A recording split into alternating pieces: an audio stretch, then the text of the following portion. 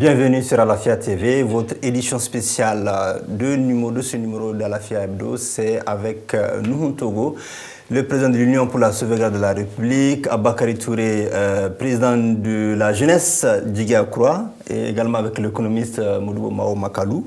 Et nous avons ensuite sur ce plateau Aluseni Yatara du parti Élément. Merci à vous tous d'avoir accepté notre invitation pour parler essentiellement de la levée des sanctions économiques et financières contre le Mali prises par les chefs d'État de la CEDEAO. Nous, Togo, déjà, quelle est votre première lecture? Vous êtes content? C'est salutaire? Je ne dirais pas que je suis content, parce que néanmoins, la gestion des affaires de la nation, on ne peut pas être content, on ne le gère pas par l'émotion, mais je dis que c'est une très bonne chose, le peuple malien attendait ça. Sur le plan politique, il y a eu un travail formidable. Notre diplomatie a pu quand même relever le défi à travers ce travail de titan mené de bout en bout. Je profite de l'occasion pour remercier ici le ministre des Affaires étrangères. Je pense que... Le travail aussi du CNT, parce qu'il a pu accélérer l'adoption de la loi électorale. Alors, tu veux que je dise ça, je ne le crois pas, parce qu'au contraire, je ne les remercie pas ici, parce que pour moi, la personne que je dois remercier, ce n'est pas à toi de me dire, monsieur le journaliste. Donc, ça, je pose la question. Je suis désolé, ils ne font pas partie de mes félicitations. Je félicite les autres, les Maliens lambda qui ont souffert de Bakas, de Koro, de Douanza, un peu de Gaoué et partout. Qui ne connaissent même pas ce système. Les gens de l'État de la CEDEAO.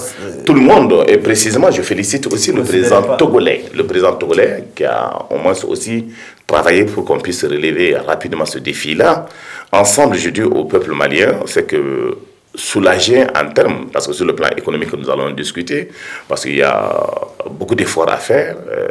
Ces situations pareilles, c'est pas 6 mois de retard, c'est pas facile de relever, mais je pense que c'est réellement le ouf de soulagement. On va injecter un peu d'argent dans les jours à venir, parce que l'argent bloqué va permettre donc de faire en sorte que les commerçants, tout ce que notre dette sur le plan international, pour que nous puissions honorer un peu notre engagement, c'est là-bas que je félicite. Sinon, d'autres sont plus contents que moi, parce qu'il paraît que Air Ivoire sera à Bamako vers le soir, parce qu'ils sont même plus pressés que nous. Donc, s'il y a des gens qui sont contents, la sous-région, beaucoup aussi a donc applaudi aujourd'hui. Sinon, comment vous pouvez comprendre que Air Ivoire, on n'ouvre même pas la frontière, mais ils arrivent vers 17h à Bamako. Alassane était plus pressé que tout le monde. Et donc, remercions Dieu, le Tout-Puissant, Allah. Okay. Aboubakary Touré, vous êtes aussi, vous saluez cette décision des chefs d'État de la CEDEAO. Quel a été pour vous l'impact sur le plan politique de cet embargo-là et jusqu'à sa levée aujourd'hui? Bon, je pense qu'il faut se réjouir de la levée de ces sanctions-là, pour nous-mêmes, pour le peuple malien. Je pense qu'il faut surtout féliciter l'endurance du peuple malien pendant cette période, les opérateurs économiques, les fonctionnaires, les enseignants, et même les politiques. Chacun, pendant cette période difficile qu'a traversé notre pays, chacun a travaillé de commun accord pour que, effectivement, le pays ne puisse pas souffrir, en tout cas, davantage de ces sanctions-là. Et je pense que beaucoup de gens ne sont pas contents de la lever parce qu'ils n'auront pas actuellement, vous avez entendu le camarade Nuhun Togo, qui ne semble pas se réjouir, en tout cas, de la levée de ces sanctions-là, parce que ce sont les habitués du boulevard qui passaient le temps à dire à bas la CEDEAO. Donc, avec la levée de ces sanctions-là, on n'aura plus cet argument-là pour envahir encore le boulevard. Et deuxièmement, la bonne chose, c'est qu'aujourd'hui, la CEDEAO fait démentir une fois de plus les haut-parleurs et les soutiens circonstanciels de la transition qui ont distillé des contre-vérités depuis le 9 janvier pour dire que d'abord les chefs d'État de la CEDEAO veulent mettre le Mali à genoux, veulent déstabiliser le Mali, ou bien que dernièrement, le dernier sommet, on disait que les chefs d'État avaient conditionné la levée des sanctions au départ du Premier ministre actuel. Aujourd'hui, les sanctions sont levées. Le Premier ministre est là. D'ailleurs, certains de ses partisans, non, pas officiellement. Le cadre n'a jamais... Officieusement, vous demandez. Le cadre, bon, officieusement, vous n'êtes pas dans le secret de Dieu. Vous n'êtes pas dans le secret de Dieu. Officiellement, le cadre n'a jamais demandé le départ de qui que ce soit. Nous avons demandé le respect des engagements. Nous avons demandé à ce qu'il y ait un certain nombre de choses cessent, un certain nombre de pratiques cessent. Mais le Premier ministre a été nommé par le président de la transition. C'est à lui de voir au moment opportun s'il fait son affaire ou s'il ne le fait pas. Donc ce n'est pas au cadre de décider, mais tout le monde quand même est unanime. Tout le monde constate aujourd'hui léthargie, en tout cas, dans laquelle le pays se trouve aujourd'hui. Nous sommes dans l'impasse politique, les choses ne bougent pas. Heureusement, on peut constater avec la volonté de la CEDEAO du CNT, tout récemment, qu'il ne voulait pas saluer également, mais grâce à l'implication du CNT, nous avons revisité sur nos revues le projet de loi controversé, que le CNT a toiletté, à plus de 92 amendements. Et il avait dit ici qu'il n'a pas. Bon, nous pensons que la version qui a été promulguée, nous avons des réserves là-dessus, mais au même moment, nous avons dit que cela nous permettra quand même d'aller de l'avant. Okay. Maintenant, nous allons continuer à veiller et à suivre au pas à pas. Ok, merci beaucoup. Alors, monsieur l'économiste, sur le plan économique, quel impact le Mali a vécu en termes d'impact? Quel est votre constat? Bonsoir, monsieur Maïga, bonsoir aux co-débatteurs et bonsoir aux personnes qui nous regardent et bonsoir à vos collaborateurs aussi.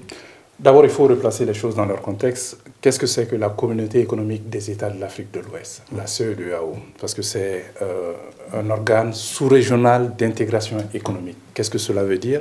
Cela veut dire que nous devrions aller vers la libre circulation des personnes, des biens, des services, des facteurs de production et du libre établissement des personnes et des professions libérales dans l'espace communautaire.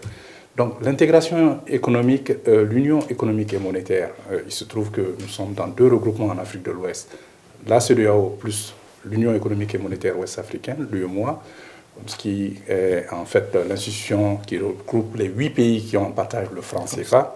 Et nous avons été sanctionnés par ces 2 organisations le 9 janvier 2022 pour non-transmission d'un chronogramme détaillé pouvant mener aux élections. Mais les sanctions, elles sont de 5 ordres.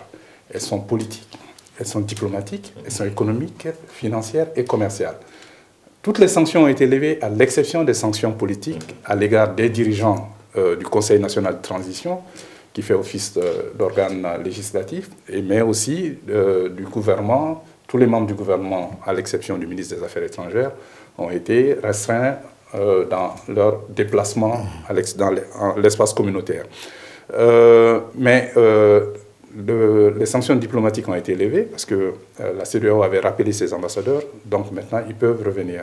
Et d'après, comme on n'a toujours pas reçu le communiqué final, en tout cas moi je ne l'ai pas reçu, mais d'après la conférence de presse de Jean-Claude Cassibrou, le président de la commission de la CEDEAO sortant, puisqu'il prend aujourd'hui normalement ses fonctions de gouverneur de la Banque centrale des États de l'Afrique de l'Ouest, a précisé que les sanctions, la levée des sanctions est avec effet immédiat hier. Donc normalement, les frontières sont ouvertes depuis hier. Et puis, le gel des avoirs de l'État malien au sein de la BCEAO et le gel des avoirs des entreprises publiques et parapubliques dans l'espace communautaire.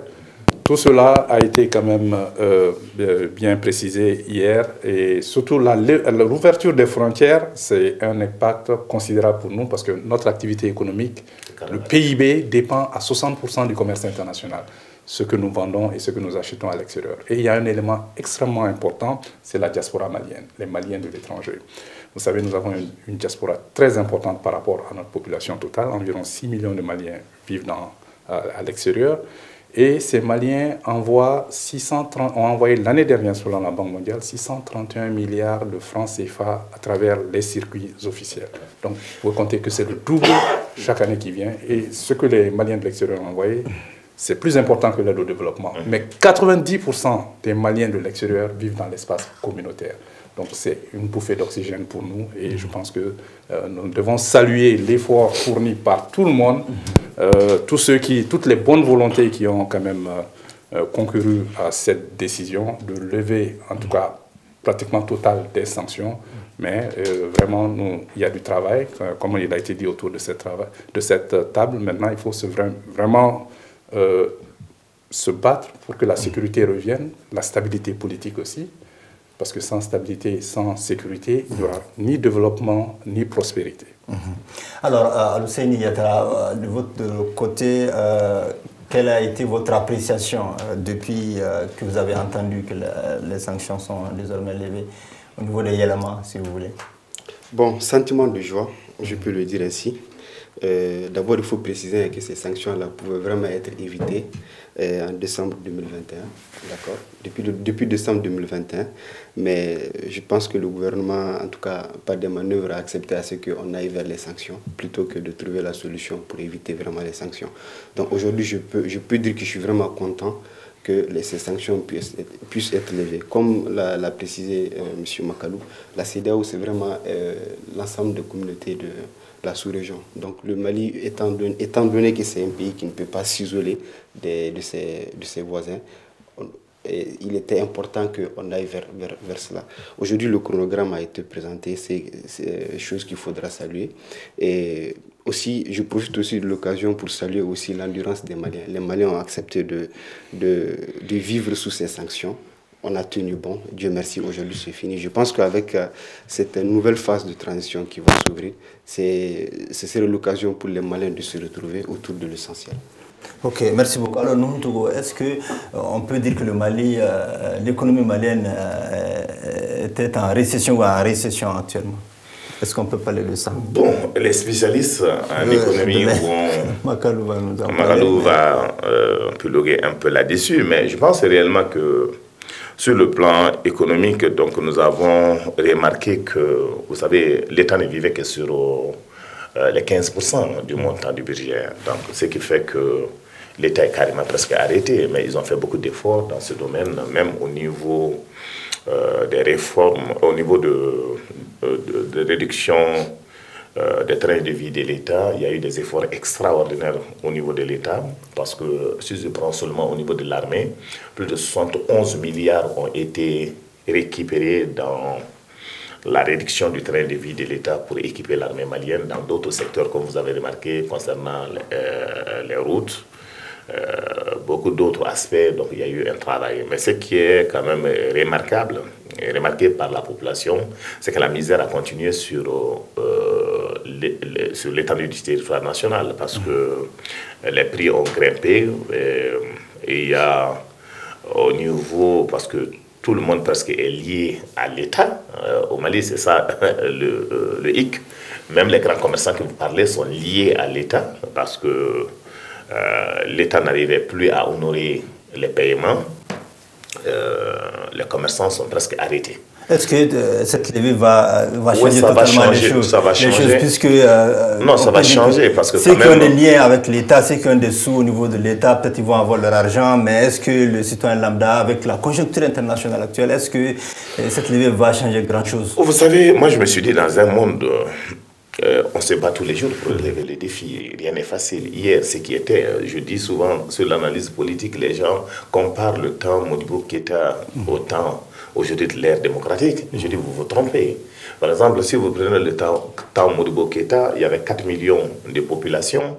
Et le nombre de travailleurs était, on peut les compter au bout des doigts. Aujourd'hui, nous sommes à plus de 23 à 24 millions d'habitants. Les conditions ne sont pas les mêmes. En matière économique, quand on tient compte de tous ces facteurs-là pour analyser la situation. Mais je suis convaincu que nous avons au moins des dépôts au niveau de la banque centrale. Ces dépôts-là... C'est l'État ou... Je parle de l'État. Okay. Donc, nous allons d'abord honorer nos engagements sur le plan international. Parce qu'à un moment donné, vous avez vu donc, des lettres concernant le ministre des Finances a adressé des lettres pour dire qu'on était dans l'incapacité de payer tout ce qu'on devrait payer, les engagements arrivés à l'échéance, on n'arrivait pas à payer. Alors au niveau aussi des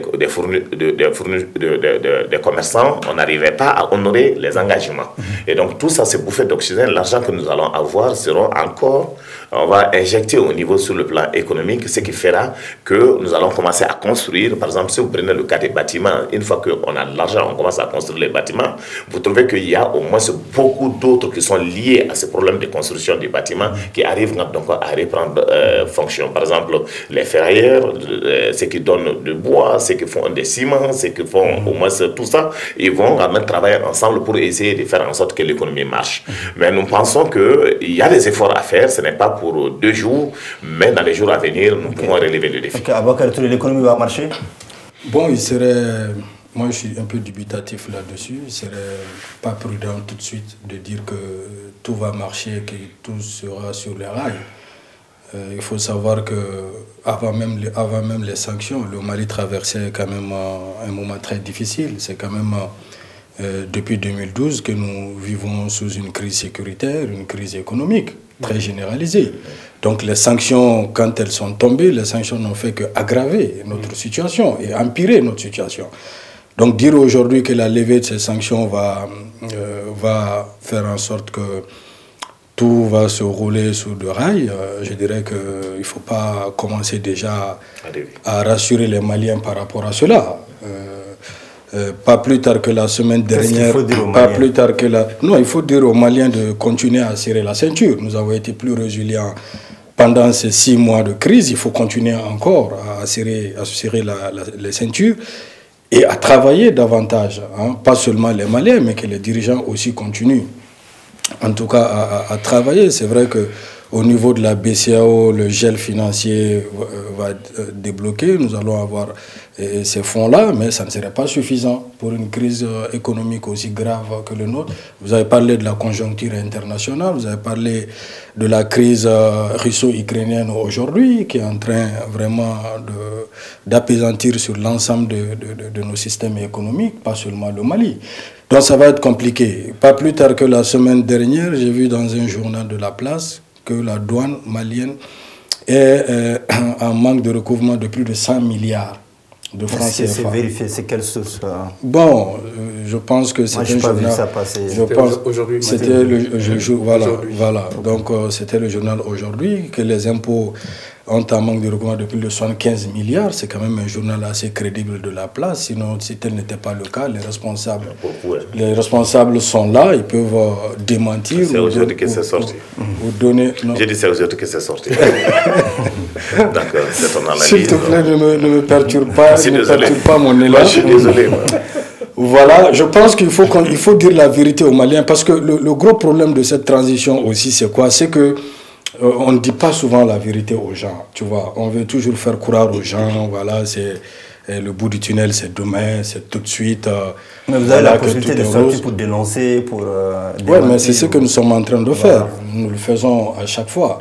Mais sauf que chaque fois aussi, l'histoire nous donne tout le temps raison. Donc moi, je pense qu'aujourd'hui, il faut demander à l'État, quand il dit que l'État a diminué son train de vie, il parle de quel État?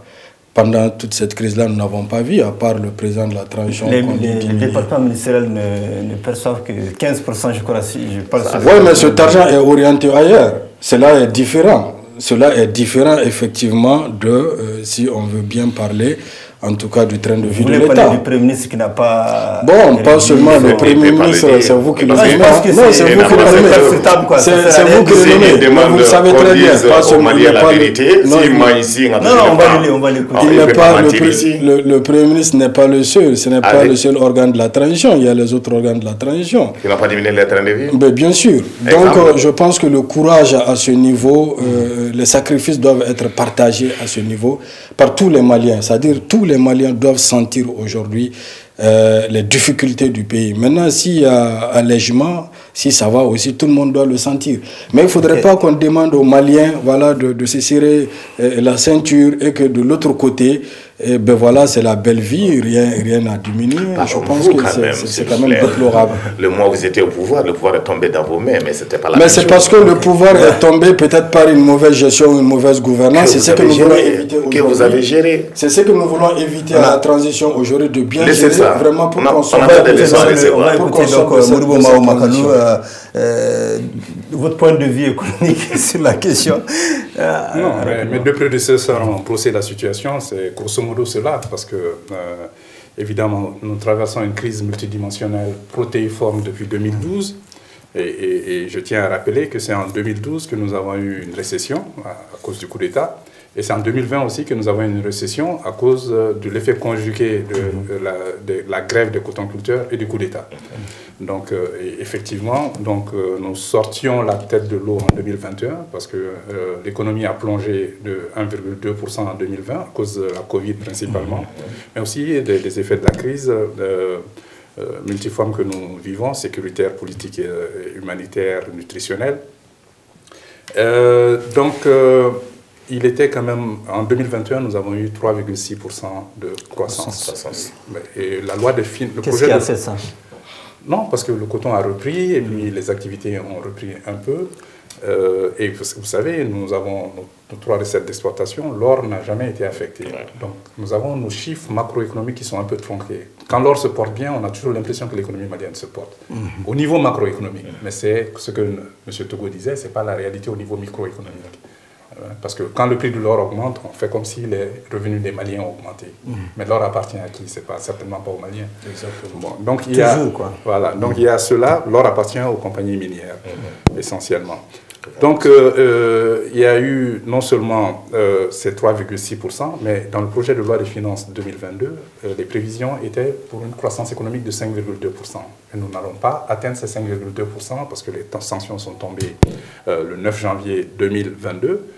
Comme il a été dit, l'État a réduit son train de vie. Il n'avait pas le choix parce que d'abord, on ne pouvait plus se refinancer sur le marché financier et monétaire sous-régional. C'est important. Non, le déficit budgétaire. Vous prenez le projet de loi des finances 2022. Les dépenses, les charges budgétaires étaient de 2748 milliards de francs CFA.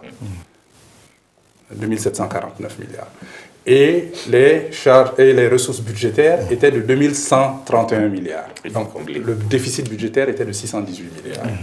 Ces 618 milliards, ça veut dire que les dépenses sont supérieures aux ressources de 618 milliards. Donc ça, c'est la dette publique. Et ce que M. Togo a expliqué, c'est la dette intérieure. Ça, c'est la dette qui est libellée en monnaie nationale, des fournisseurs qui ne sont pas payés.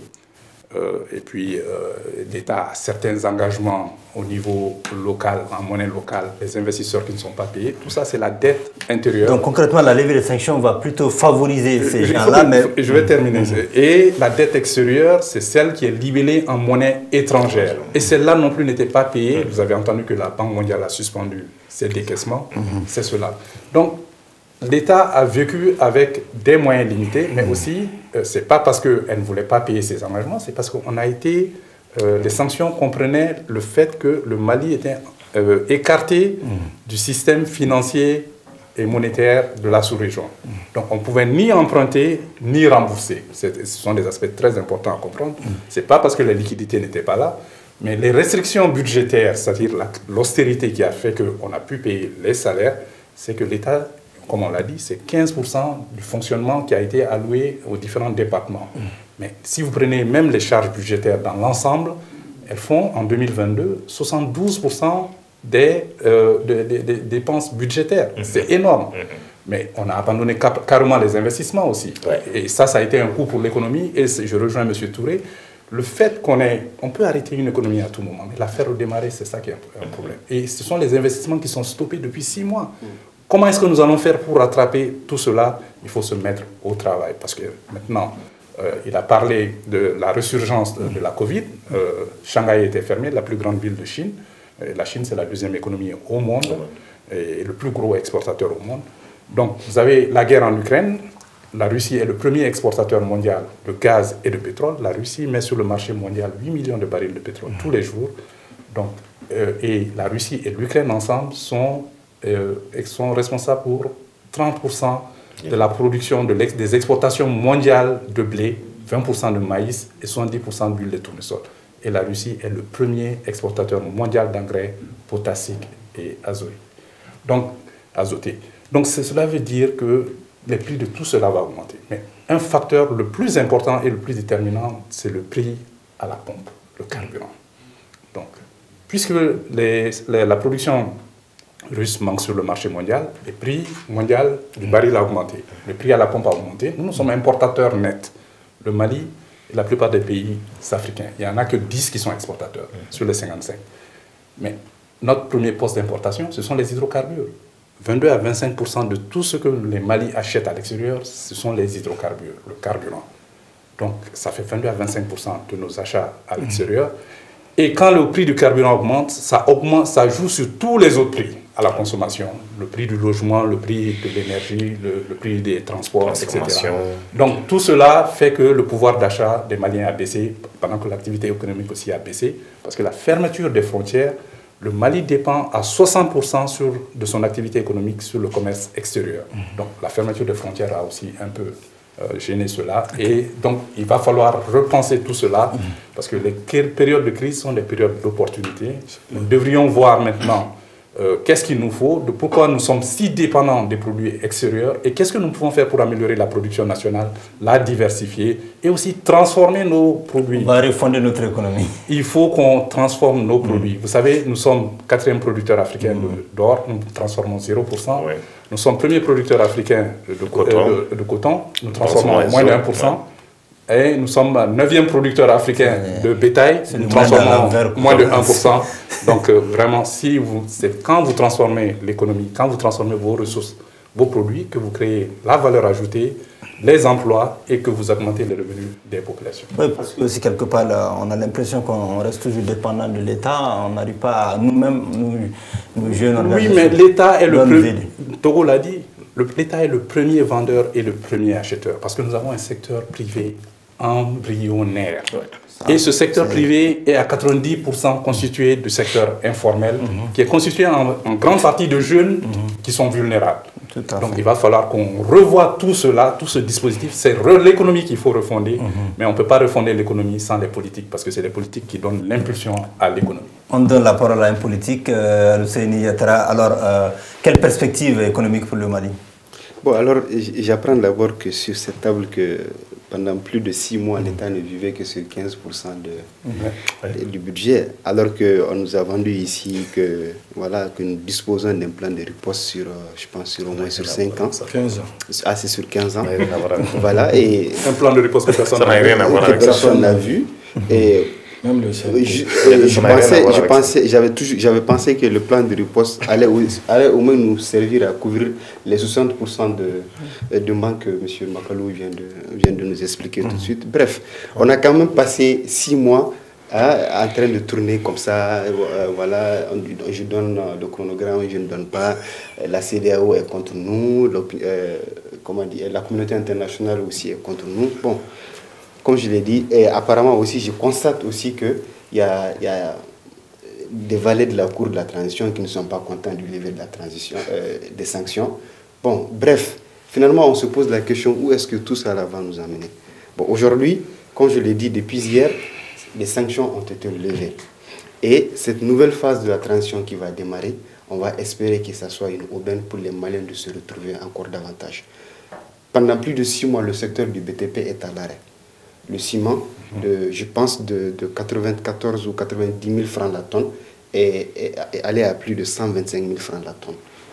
Vous voyez un peu? Donc le secteur même comment on appelle, du sable est à l'arrêt. Ce qui a obligé certains acteurs du secteur à se reconvertir. Donc aujourd'hui, pour que l'économie puisse avoir un souffle, il va falloir qu'on tienne le langage de la vérité aux Maliens. Comme il l'a dit M. Touré, ça ne peut pas se faire du jour au lendemain. 6 mois d'arrêt, il va falloir un temps pour l'économie, pour que l'économie puisse redémarrer à nouveau. Et ça ne se fera pas à travers des petits écrans, des propagandes. Voilà. Donc il va falloir que nous tenions le langage de la vérité aux Maliens. Vous pensez que l'État ne travaille pas, il n'y a rien derrière, il n'y a pas de stratégie économique derrière? Absolument pas. Bon, c'est ce que j'ai dit, vous venez tout de suite de faire le constat. Vous-même, vous avez appris que pendant plus de 6 mois, nous fonctionnons sur 15% du budget. Et les 15%, bon, c'est vrai qu'aussi on nous a vendu que pendant plus de 6 mois, l'État arrivait à payer les 800 000 fonctionnaires. Non. Les fonctionnaires ne font pas 115 000 personnes. 115 000, d'accord. Donc pendant plus de 6 mois, on apprend que l'État arrive à payer les 115 000 fonctionnaires. Bon, je dirais pas sur 20 Maliens, mais sur au moins 7 millions de Maliens, parce que si je prends le dernier fichier électoral, c'est, comment on appelle, le nombre de Maliens qui étaient en âge de voter est estimé à environ 7 millions. Maintenant, et les autres qui sont dans le secteur privé, qu'est-ce qu'on en fait? Là, on n'en parle pas. Alors que c'est des personnes qui ont en réalité perdu leur travail, notamment à cause de ces sanctions-là. Donc moi, je pense qu'aujourd'hui, nous avons, je le répète encore, nous avons la chance de repartir sur de nouvelles bases. Sur quelle base? Sur la base qui nous offre, comment on appelle, cette nouvelle phase. Pour ne pas encore rentrer dans les détails de la loi électorale. Oui, c'est ce que je dis. Il faut que les uns et les autres arrivent à mettre balle à terre et qu'on puisse poser des acteurs politiques, c'est ça? Pas les acteurs. En tout cas, ceux qui ont la responsabilité de diriger la transition aujourd'hui doivent faire de sorte que la classe politique et la société civile puissent trouver un dénominateur commun pour faire asseoir tout le monde sur la même table et qu'on puisse relancer le pays. Vous voyez un peu. Et aussi, ce que j'aimerais rajouter, un dernier point, c'est que il faut comprendre que ce pays-là nous appartient tous. Donc, jouer sur la fibre de la division ne fera pas de sorte. Qui le fait? Je n'ai pas dit que quelqu'un le fait. Je demande. C'est des constats. Vous êtes sur les réseaux sociaux comme moi. Moi, je ne suis pas commandé par les réseaux sociaux. D'accord, c'est juste des constats que moi j'ai fait à mon niveau. D'accord, et bon nombre de Maliens ont eu à le faire. Donc, je pense qu'il est important que on puisse ne pas jouer sur la fibre patriotique et faire de sorte poser les vrais jalons de la refondation que nous on a toujours réclamé. Voilà. Ok, sur le plan économique, quel est ce jalon-là sur le plan économique de la refondation? Bon, je pense avoir entendu dans les propos des membres de la CNT avoir dit qu'ils ont discuté sur des thématiques, qu'ils ont posé des actes qui, selon lui, a fait de sorte que le Malien lambda va ressentir certains développements au niveau de du panier de la ménagère. Donc nous allons observer, donc nous allons voir ce qu'ils vont nous offrir. Ok, merci beaucoup. Alors nous, le Mali est toujours suspendu des instances de la CEDEAO. Également, aucune autorité civile et militaire ne peut se présenter. C'est en tout cas une des réserves importante aux futures échéances électorales, notamment après la présidentielle. Quel est votre commentaire? Avant de répondre à ta question, faire des précisions et des mises au point pour les deux jeunes qui sont en face de moi. Il est important qu'ils comprennent. Ils sont jeunes en politique, c'est vrai. Il est important qu'ils comprennent qu'ils étaient dans un système qui a fait tomber ce pays à bas. Je parle de Moussa Mara lui-même, qui n'a jamais... Pour moi, la politique, c'est la cohérence. On a vu ces jeunes venir en politique. Ils sont venus nous trouver là. Mais le problème, c'est qu'ils sont dans les critiques. Mais concrètement, le moment où ils étaient dans la gestion des affaires de la nation, qu'est-ce que les Maliens ont senti? La misère, la déception, la division, la trahison. C'est ce qui s'est passé dans les... Moi, j'étais là en tant qu'acteur. Ok. En tant qu'acteur, j'étais là. En tant qu'acteur. Non, je dis en tant qu'acteur depuis 1991. Parce que j'étais responsable des élèves étudiants. J'étais en 1991 à ces jeunes-là. Ils étaient en prémané ou des amants, d'autres même ne sont même pas arrivés. Mais je veux que les gens soient cohérents, de ne pas suivre les gens pour le plaisir de critiquer. Le plan de riposte, parlons-en. Qu'est-ce qu'on appelle plan de riposte en militaire? Plan en cas s'il y a des problèmes pour que nous puissions pour que le pays puisse tenir debout. C'est ça le plan de riposte. Le plan de riposte ne veut pas dire qu'il y a des milliards qu'on prend. Qu'est-ce qui a été fait? Mais ils ont travaillé. S'il n'y a pas de plan de riposte, on ne sera pas là. Concrètement, le travail diplomatique, des balayages diplomatiques, les sorties, l'organisation. Non, je dis, tout ça, ça fait partie du plan. Okay. Le plan, c'est l'ensemble. On va l'écouter. Non, mais ce que je l'ai dit, mais ils sont acerbes dans les critiques. Ce qu'ils savent faire, c'est des critiques. Et moi, je dis, je ne peux pas comprendre que des responsables du RPM, de l'ADEMA, du YELEMA, m'aient donné des leçons de morale. C'est inconcevable. Le moment où Ibeka tirait à bout portant sur nous, c'est eux qui demandaient de balayer la rue. Aujourd'hui, quelles leçons on reçoit, quelles leçons ils vont nous donner? Et revenons maintenant, parce que le peuple malien nous regarde. Pour nous, aujourd'hui, il y a eu effectivement les décisions pour que les responsables, les autorités de la transition ne se présentent pas. Comme vous l'avez remarqué dès au départ, au départ, c'était très clair qu'ils ne doivent pas se présenter. Dans la charte. Oui. Dans la charte, c'était très clair. Maintenant, il y a eu beaucoup de jeux, des va-et-vient. Moi, ma vision en tant que responsable politique de l'USR, je suis pour le principe de la neutralité dans la gestion des affaires de la nation. Parce que je suis convaincu que ces jeunes ils prennent comme exemple des responsabilités comme John Rawlings, comme Amadou Toumane-Touré. Ils ont géré le pays, pas avec le sentiment, pas avec l'émotion, mais avec responsabilité. Aujourd'hui, il est important qu'eux-mêmes travaillent pour d'abord la cohésion nationale. C'est important.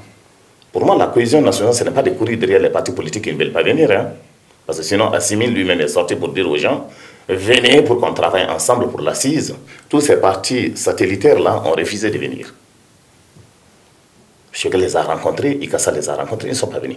Mais des vrais Maliens qui veulent venir pour travailler pour la nation, pour la solidarité après tout ça, la cohésion nationale, pour qu'on se donne la main pour regarder en face l'avenir. Surtout, ce n'est pas de nous, mais de nos enfants. Parce que je dis donc la politique s'autorègle. Hein. Vous savez ce qui se passe aujourd'hui, tous ceux qui sont arrivés à la génération 70, ils ont 70 ans, il reste quelques secondes à vivre, on ne sait pas en quel moment ils peuvent partir.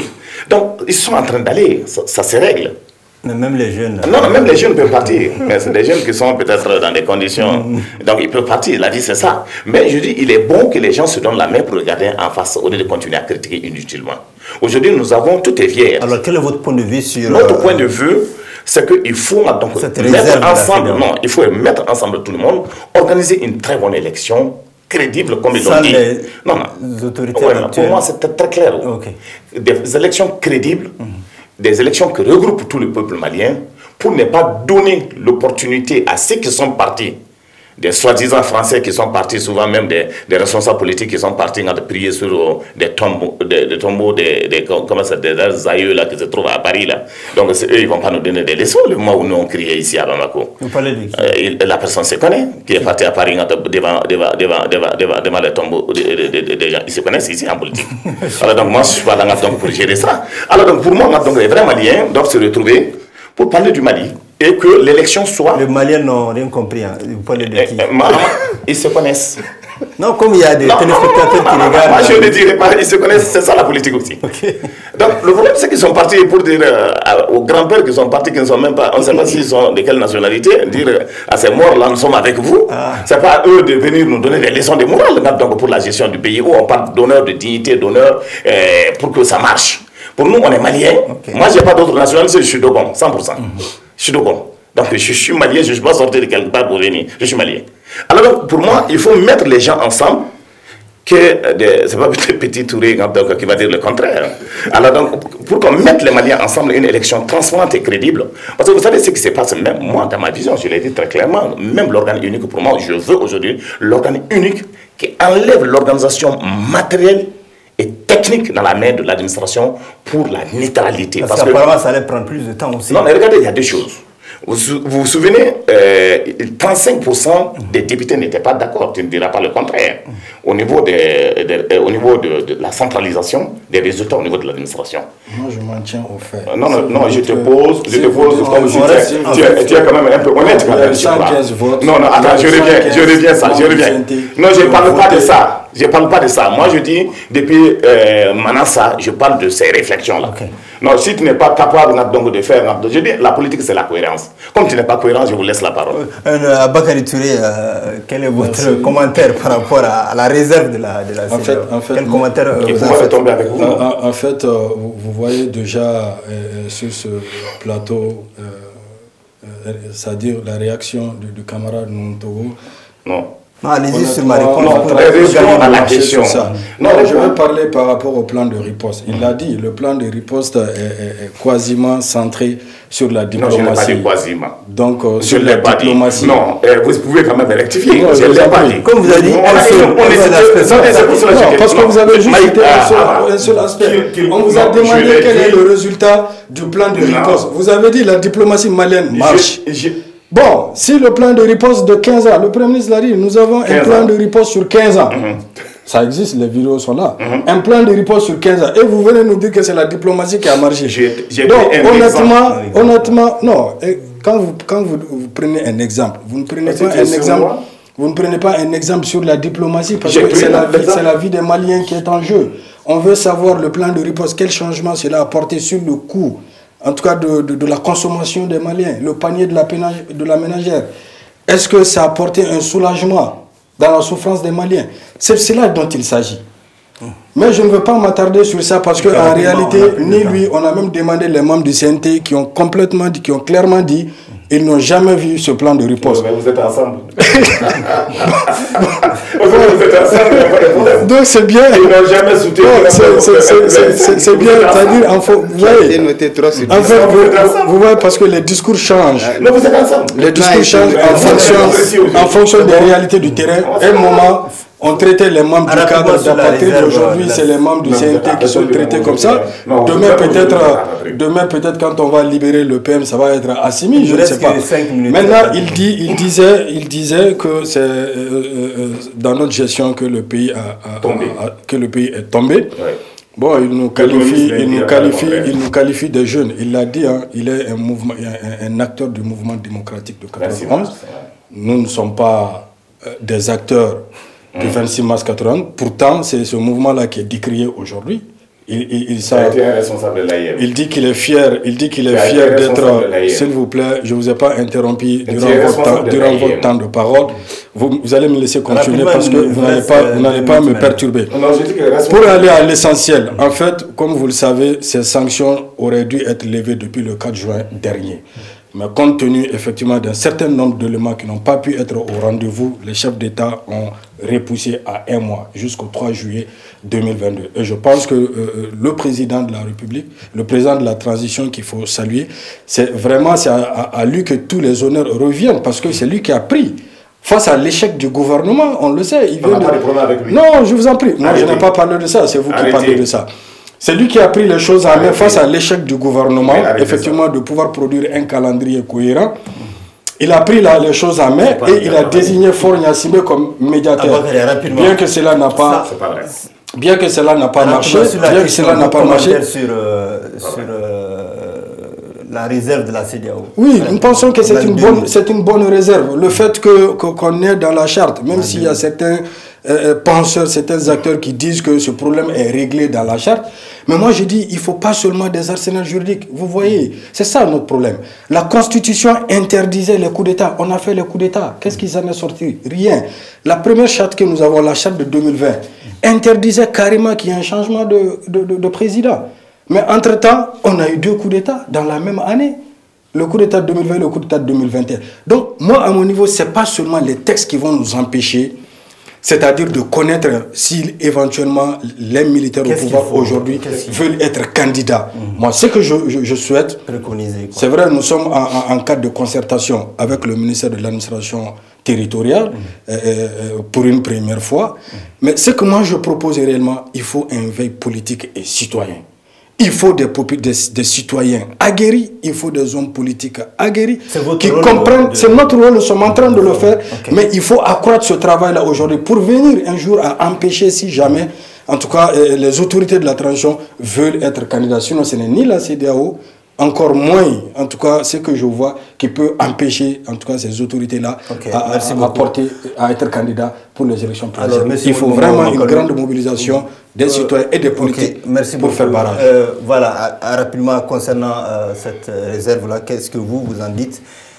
Les réserves n'ont pas été précisées, mais chacun a sa petite idée là-dessus. J'ai dit encore que nous n'avons pas le communiqué final. Donc, nous sommes dans des conjectures, nous supposons. Nous sommes dans des supputations. En dehors de ce que le président de la commission, M. Brou, a dit officiellement par rapport à la levée des sanctions et les sanctions qui étaient maintenues. Mais Nuhun Togo a dit quelque chose de très important, et je pense que M. Touré le rejoint. Il faut un cadre consensuel. C'est-à-dire il faut un cadre, ce n'est pas les politiques seulement. Machiavel disait que la politique touche à tout, que la politique n'est pas tout, mais elle touche à tout. Il faut quand même que les forces vives de la nation. Parce que ce pays-là, comme l'a dit M. Yattara, ce pays nous appartient à tous. Ceux qui font de la politique et ceux qui ne font pas. Tout le monde fait de la politique, hein, d'une manière ou d'une autre. Chacun le fait en sa manière. Il y a des gens qui ne sont pas des personnes qui appartiennent à des appareils, mais qui, quand même, font la politique en leur manière. Donc, il faut que les Maliens se rassemblent. Comme nous sommes autour de cette table, mais malgré les échanges que vous voyez entre ces deux messieurs, mais ils ont des rapports très cordiaux en dehors du studio. Il faut que les gens comprennent ça, mais c'est aussi ça le Mali. Hein? Mais c'est un débat d'idées et je pense que c'est ce qui fait la force de notre pays. Parce que la palabre, le boulon, c'était fait pour cela. Il faut qu'on se mette ensemble pour discuter, étayer nos différences, parce que je ne crois pas en la pensée unique. Il y a un grand auteur qui dit, quand deux hommes, un grand homme d'État américain qui disait, quand deux hommes pensent la même chose tout le temps, il n'y a qu'un seul qui réfléchit. Donc il faut que chacun puisse apporter sa pierre à l'édifice national. Nous sommes en période de crise, c'est une période d'opportunité. Je le dis, la politique... Il y a quel obstacle à ce cadre-là, à la création de ce cadre? Mais ce cadre, il a repris déjà sous l'égide du ministère de l'administration territoriale, mais il faut qu'il soit inclusif, représentatif et participatif. Mais cela ne peut pas se faire sans un certain degré de confiance. S'il y a crise de confiance, s'il y a manque de crédibilité de ce cadre, évidemment, il y a des acteurs qui ne vont pas venir. Donc, comme on l'a dit, c'est du fait du président de la transition qui est quand même... qui assure le fonctionnement régulier de l'État et qui est l'arbitre. Parce que c'est lui qui a fait l'arbitre non seulement par rapport à la facilitation du président Faure, mais aussi à la promulgation de la loi électorale. C'est lui qui a fait l'arbitre aussi entre le CNT et le gouvernement.